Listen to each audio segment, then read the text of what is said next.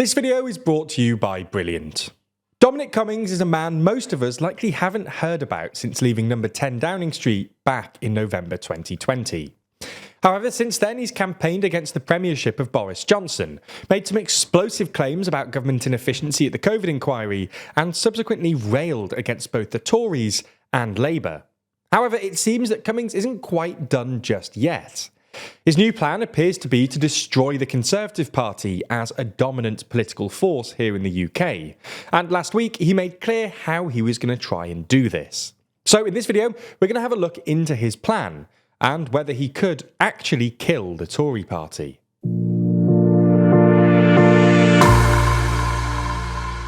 Before we start, if you haven't already, please consider subscribing and ringing the bell to stay in the loop and be notified when we release new videos. So, before we can figure out whether his plan is going to be successful, we first need to explain what exactly his plan is. While many papers are covering this story at the moment, because of an interview he gave to the newspaper, this wasn't actually the first time that Cummings discussed his plan to kill the Tories. He first wrote about it back in August last year on his Substack blog. He starts by criticising the current Tory government, with him saying that Sunak has no grip on power, no governing plan, no message, no serious polling, no political strategy, a humiliatingly awful level of argument from number 10 on every major issue, and that he's presided over political disintegration. This is despite, according to Cummings, the fact that Sunak has a good work ethic, respects the institutions, and listens to the MPs like a good head boy, just as he's been told to by Cameron, Osborne, Haig, insider pundits, the Institute for Government, and others. For Cummings then, the reason we're in this mess is because the system itself is broken, and he makes clear that he's not interested in helping similar-minded Tories fix the Tories from within. Instead, he wants to plough the old Tory party into the earth with salt. To do this, he claims that he needs a new party, something he calls, as a placeholder, the Startup Party. Now, Cummings is keen to not get drawn into specific policies, with him saying that it's the people who will make the TSP possible and successful. He has, though, outlined what he calls the 12 broad principles of the party, and to be fair, many of them do actually sound a lot like policies.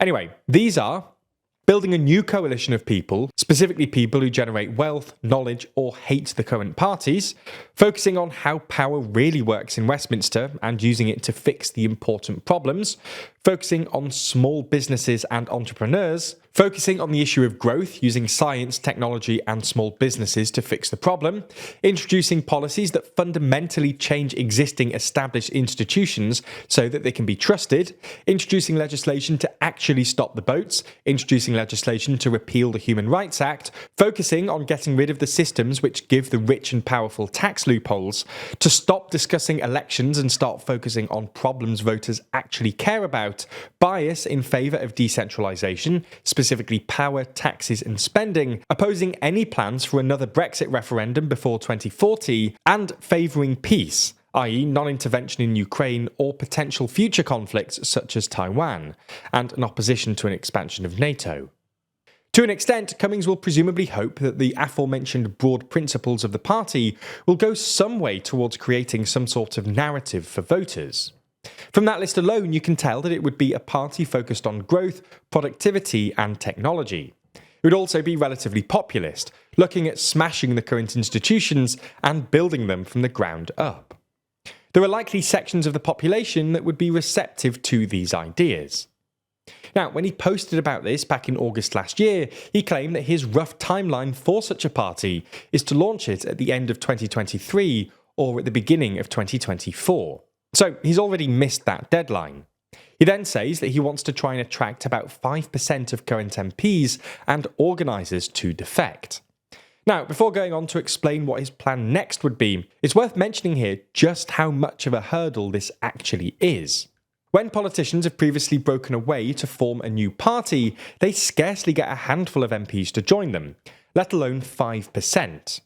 The most recent example of this is back in 2019, when a bunch of centrists broke away from Labour and the Tories and formed Change UK.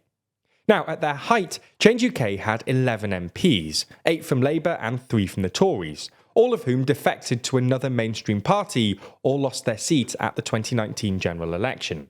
Now, supporters of Cummings may argue that this is an unfair comparison, as Change UK lacked a convincing narrative and struggled to communicate what they actually stood for. However, even other more nominally successful startup parties failed to gain seats in Parliament. UKIP, for instance, were instrumental in the decision to originally call the Brexit referendum, and then for the success of the Vote Leave campaign. They polled well, they won smaller elections decisively, and they even had a couple of Tory defections. When it came to the general election, though, their success just didn't materialise, and they simply retained their one seat, which itself was a defection from the Tories. The first-past-the-post system is just not designed to benefit small startup parties.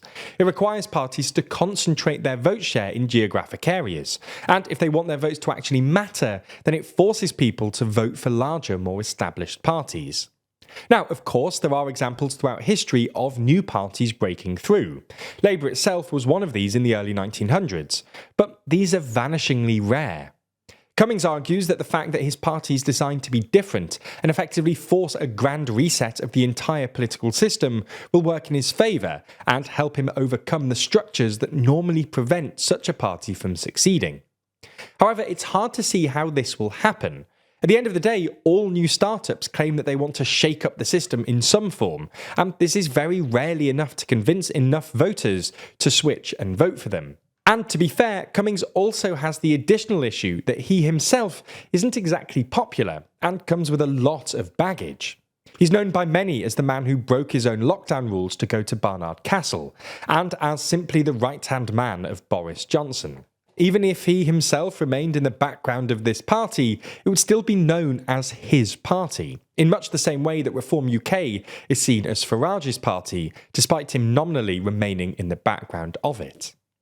So, all in all, it just doesn't look likely that Cummings' party will be able to grow as fast as he would like, nor how it could actually kill the Tories.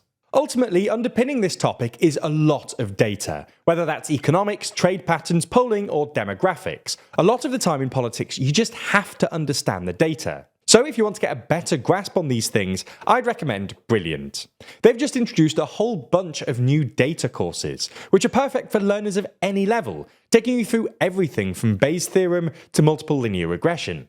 It even uses real datasets from the likes of Starbucks, X, and Spotify to bring things to life. I'm not even a super mathematical person, and I still found it easy and enjoyable to work through. That's because of how Brilliant is designed, built around learning by doing, with thousands of interactive lessons in maths, data analysis, programming, and AI. The thing is that, like I said, you can learn all of these things quickly and easily, because Brilliant's courses are split into easy-to-digest chunks. Brilliant helps you build real knowledge in minutes a day, with fun lessons you can do whenever you have time, replacing mindless scrolling on the train or waiting for coffee with something actually stimulating and rewarding. So get learning across all kinds of STEM subjects for free for a full 30 days by clicking the link in the description. That way you'll also get 20% off an annual premium subscription, and they'll know that you came from us, which really helps us out.